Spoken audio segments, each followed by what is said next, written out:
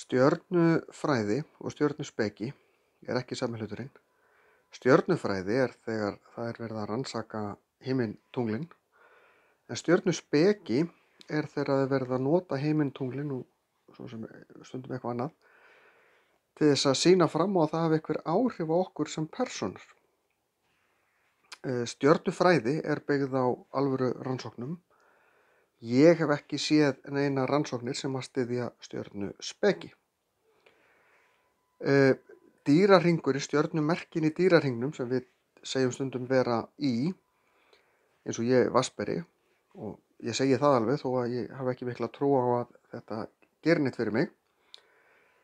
Það þýðir að sólin var í stjörnumerkinu, eða stjörnumerki vatnsberin var fyrir aftan sólina þegar ég fæddist. Eða svo höldum við. Þetta er ekki alveg þannig. Stjörnumerkin, þessi 12 sem er í dýrahringnum, þau eru í fyrsta lagi ekki öll jafn löng, þó að við tógum þau til þannig að þau séu nokkurn veginn jafn löng. Stjörnumerkið mitt sem er vatnsberin er til dæmis frá 20. janúar til 18. febrúar, en í raun er sólin, eða stjörnumerki vatnsberin fyrir aftan sólina frá 16. febrúar til 12. mars. Og stjörnumerkin eru í raun 13 en ekki 12 ef við tölum merkin á himninum. 13. merkið heitir Naðurvaldi og er frá 29. nóvember til 18. desember.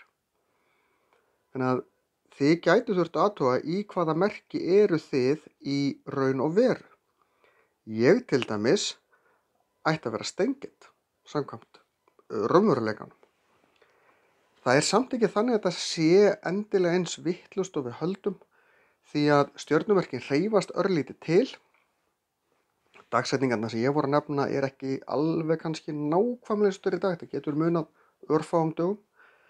En þegar þessi stjörnumerki voru búin til, voru þau miklu nærði að vera eins og við tölum að þau séu, því að þá var stjörnuhiminin, braut jarðar hreyfist alltaf aðeins. Þannig að þetta er ekkert alltaf eins, en þetta breytist voða hægt. Þannig að stjörnuspeki er eitthvað sem ég hef ekki mikla trú á. En ef einhver getur sýnt mér fram á rannsóknir sem sýna eitthvað annað, þá er ég alveg til í að skoða það.